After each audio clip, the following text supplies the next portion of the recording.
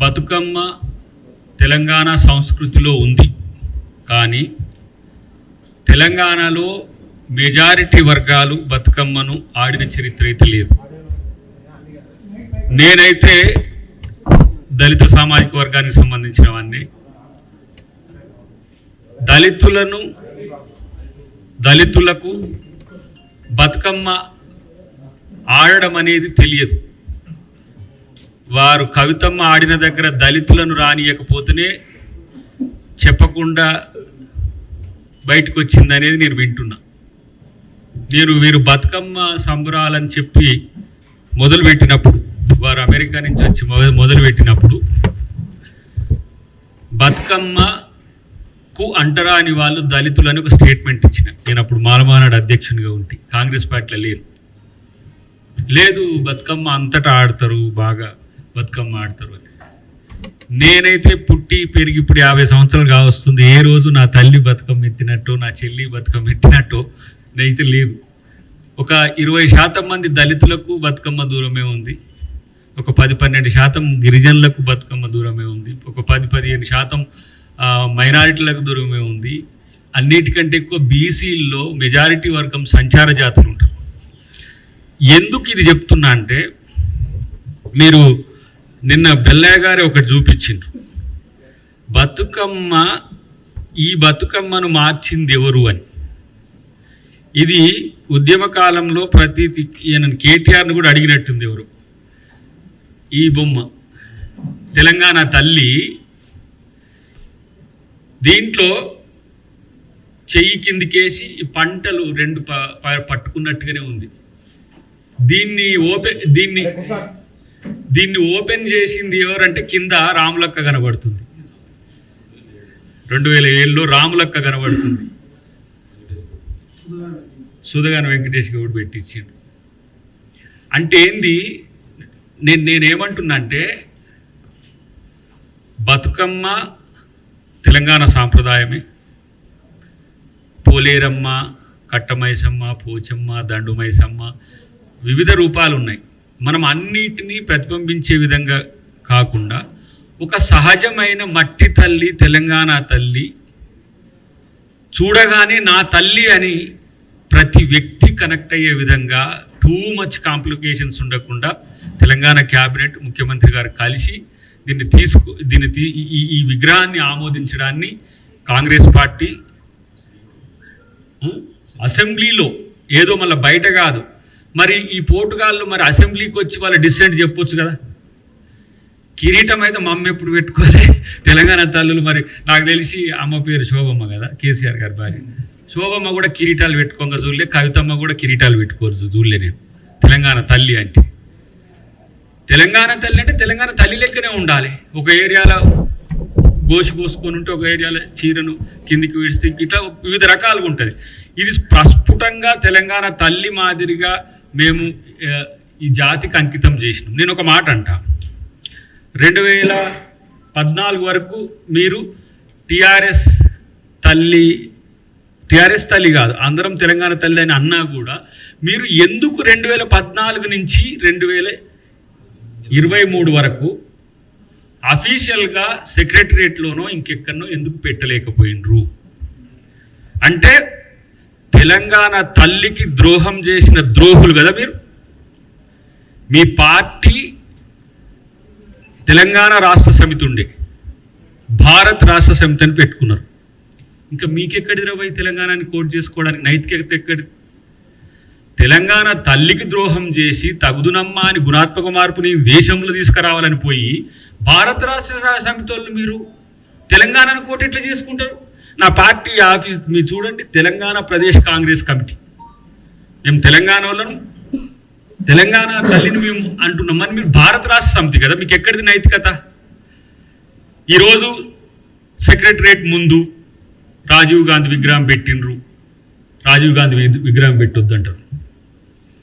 నేనంటున్నా, మీరే గనక ఆ రోజు తెలంగాణ తల్లి విగ్రహాన్ని సెక్రటరియట్లో మీరు అఫీషియల్గా ఆమోదించి గనక పెట్టుంటే మేము మాట్లాడకపోతుంటాం.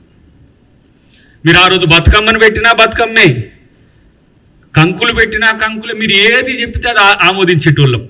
ఒకడు అంటాడు మేము వచ్చినాక ఈ తెలంగాణ తల్లిని, కాంగ్రెస్ తల్లిని మేము గాంధీ భవన్లో పెట్టేస్తామని.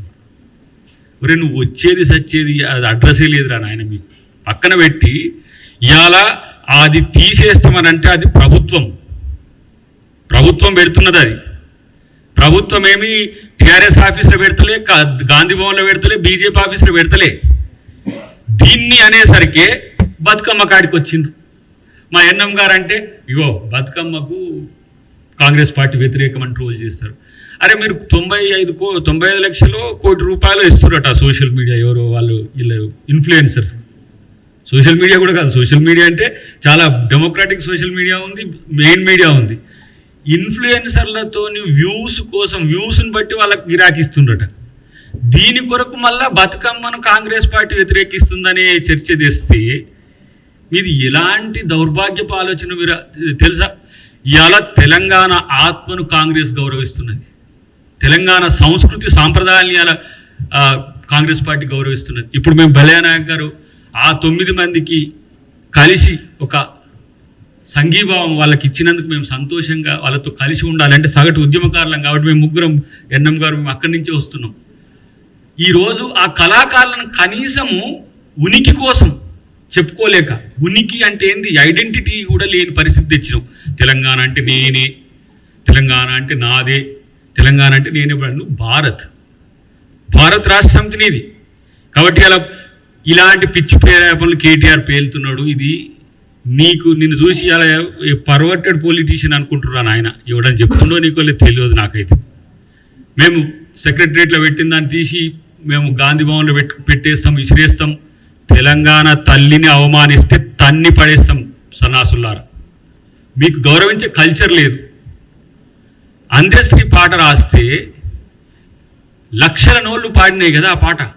ఉద్యమకాలంలో మొత్తం రానోళ్ళం కూడా ఆ పాట నేర్చుకొని పాడినాం కదా. కోట్ల మంది పాడిన, లక్షల మంది ఉద్యమాల్లో కూడా మీటింగ్లలో పాడినాం కదా. నువ్వు కూడా పాడినావు కదా.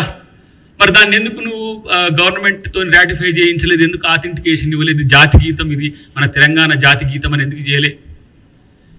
ఒక ఆయన అంటుండు, నిన్న మొన్న మాట్లాడుతుంటే, ఊరి సెక్రటరియట్ మీద కాలు ఉంచింది ఏంటంటే కేసీఆర్ పోయిన తర్వాత తెలంగాణ తండ్రిని పెడదాం అనుకున్నాడు ఆయన, ఆ లయ్య బొమ్మ పెట్టుకుంటానికి. ఇలా తస్మాత్ జాగ్రత్త పిచ్చి పిచ్చి మాటలంతా మాట్లాడుతున్నారు మీరు. సోనియా గాంధీ గారి మీద మాట్లాడుతున్నారు, రేవంత్ రెడ్డి గారి మీద మాట్లాడుతున్నారు. నేను అంటున్నా, ఎక్కడ ఉన్నారు మీ వాళ్ళు? ఉద్యమాలు ఎప్పుడు వచ్చారు? మీ కొడుకు, మీ బిడ్డ, మీ అల్లుడు. ఇలా తెలంగాణ ఉద్యమకారులని మొత్తం పార్టీలో లేకుండా, తెలంగాణ ఉనికిలోనే లేకుండా చేస్తే ఇలా మేము తెలంగాణ సమాజాన్ని గౌరవించుకునే పని కాంగ్రెస్ పార్టీ చేస్తున్నది. కోదండరాము ఇంటికి ఎట్లా కన్నాలు పెట్టి ఆయన అరెస్ట్ చేసుకుపోయినరో మర్చిపోయినరు. అప్పుడే మీరు తెలంగాణ ఉద్యమకారులు అయినట్టు. ఇప్పుడు మరి ఆయన కంటే ఎక్కువ తెలంగాణ ఉద్యమకారులు ఇప్పుడు మీ మాట్లాడుతూ బయటికి వెళ్ళి. నేను అంటున్నా, కేసీఆర్ నీ వ్యూ ఏందో చెప్పు. నువ్వెక్కడ? నీ ఉనికే లేదు ఈ రాష్ట్రంలో. ఆ పనికిరాని చెత్తగాళ్ళు ఇద్దరు బయటకు వచ్చే సిస్టమ్ వచ్చినట్టు మాట్లాడుతున్నారు. అసలు నువ్వు విపక్ష నాయకునివా? ఇప్పుడు ప్రజలకు కూడా ద్రోహం చేస్తున్నట్టే కదా. అసెంబ్లీ నడుస్తుంటే నేను రానంటాడు, అసెంబ్లీ నడుస్తుంటే రాకపోతే మరి ఏం పీకనిక తీసేయి, వేరేటోళ్ళకి ఓడు అంటాడు, ఊరికి ఆయన వస్తేనే వెళ్తాదా? ఏం కేసీఆర్ కాదు, ఎవ్వడు లేకపోయినా తెలంగాణ ప్రభుత్వం నడుస్తుంది, అన్నీ నడుస్తాయి. కానీ నువ్వు ఇంట్లో కూర్చొని బతుకమ్మ, నువ్వేం విగ్రహం పట్టుకోరా, నువ్వేమో లగచర్లను పట్టుకోరా, నువ్వేం ఆడ కూర్చొని నల్లి కుట్ల లెక్క కుట్రలు చేస్తానికేనా కేసీఆర్ ఉన్నది? ఈరోజు నేను అంటున్నా, తెలంగాణ సమాజం మొత్తం కూడా రేవంత్ రెడ్డి గారికి ఇలా ఒక మంచి పాజిటివ్ వైబ్తో తీసుకుపోతున్న ప్రభుత్వం అని చెప్తున్నది మీకు నచ్చట్లే. ఇట్లెట్లా ఇక కొన్ని రోజులైతే మనదేగా గవర్నమెంట్ అన్నది, ఇక కొన్ని రోజులైతే మనదేగా అన్నట్టుగా మీరు అనుకుంటున్నారు. మీరు మీ ఆనవాళ్ళు భవిష్యత్తులో మీ భవిష్యత్తు ఏటో కూడా మీకు తెలియదు. ఇవాళ మీరు చేస్తున్న ప్రతి పనిని మేము గమనిస్తున్నాం. డెఫినెట్గా తెలంగాణ సంస్కృతి సాంప్రదాయాన్ని కాపాడుతూనే మీరు పాదుకొల్పిన, ఇప్పుడు నేను అంటున్నా, ఈ సహజమైన తెలంగాణ తల్లికి కిరీటాలు అద్ది, బతుకమ్మలు పెట్టి, నగలు పెట్టి అంటే మీరు రిచ్. ఎందుకు? ప్రేమించే విధంగా నా ప్రభుత్వం పెట్టింది, అది నేను సంతోషపడుతున్నా. ఇలా నేను చివరికి ఒక మాట చెప్పి నేను ముగిస్తా. బతుకమ్మను రేపు సబ్బండ వర్ణాలు మేము ఆడేటట్టు చేసే ప్రభుత్వం అలాంటి చర్యలు తీసుకుంటుంది. మీలాగా నేను అంటున్నా, మీకే పరిమితమయ్యే దాన్ని మాత్రం మీరు గ్లోరిఫై చేసుకున్నారు. వడ్డానాలు పెట్టిండ్రు, ముక్కు పుల్లలు పెట్టిండ్రు, అన్ని పెట్టిండ్రు.